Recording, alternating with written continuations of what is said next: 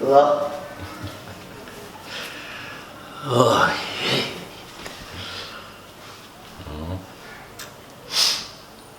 Ja, nu var det ungefär en månad sedan när vi började med Project Mammals House. Men som vanligt så kommer vi hit mitt i regnperioden och det begränsade oss väldigt mycket de 2 första veckorna. Vi tog oss inte ens ut i byn på grund av det var storm, det var översvämningar och det var... Ja, jag har aldrig sett så mycket regn. Ja, det har inte regnat så här mycket på flera år. Nej. Men vi försökte ju ta oss ut i byn. Och det gick ju, som det gick. Alltså det var ju... Så bilen, vissa ställen så var det så djupa hål så bilen skulle kunna drunkna om vi inte hade testat att gå innan. Och vi insåg ju flera gånger att det här går inte. Vi måste bara vända om. Det stod lastbilar och bilar. Alltså fastkörda i vattnet överallt. Så vi vågade inte ta så stora risker. Det var bara att vänta och testa senare liksom. Ja. Fick ju bilen tvättad i alla fall. Men efter ett tag så kom vi oss ut till byn och kunde börja köra ut byggmaterial och arbetsredskap och sådana saker. Så att vi kunde starta arbetet. Och sen...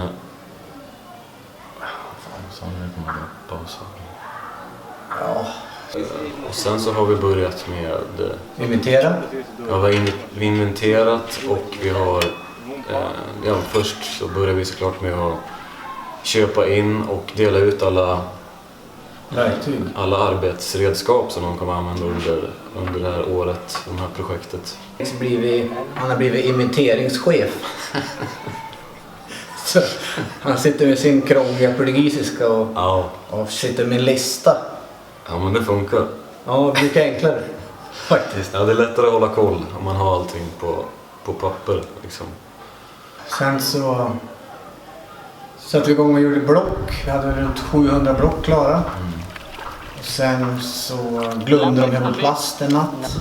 Och då kom det jättemycket regn och sen så gick allting sönder. Så vi låg redan 2 veckor efter tror jag. På grund av regnet och sen blev det en hel vecka till. På grund av att allting gick sönder. Så då kom vi på att vi skulle bygga ett tak. Ett litet regn- och vindskjul kan man väl kalla det för.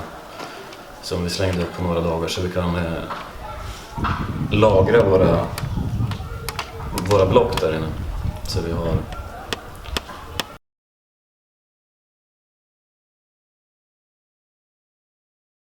Så det är utdelat. Vi har börjat med 3 grupper så vi ska bygga 3 hus. Ja. Vi har börjat med 3 grupper. Vi arbetar med 3 grupper så vi har delat ut fan vad är det jag ska säga? Alltså, jag har ju någonting på G.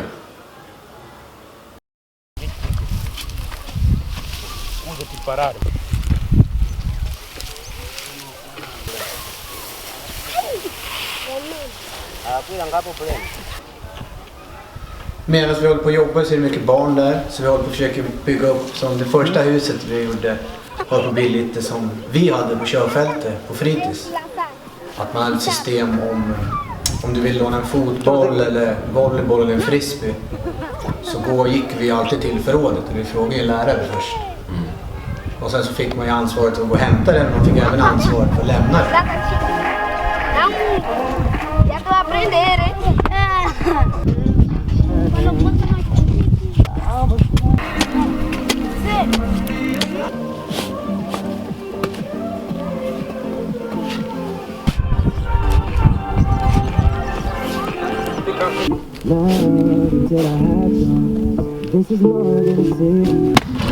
Så vi har på gjort fundament och vi använder cementblock som vi blandar med, det heter chombar, vi fyller upp cementblocken men vi gör det med glas istället för stenar.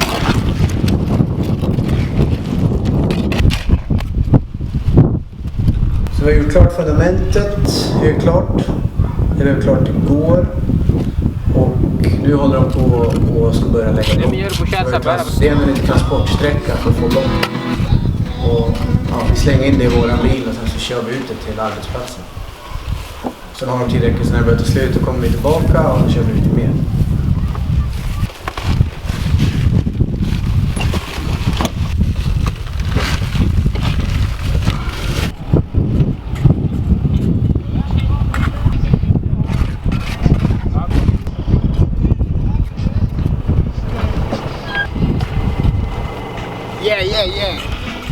Yeah. Nova vida, nova história.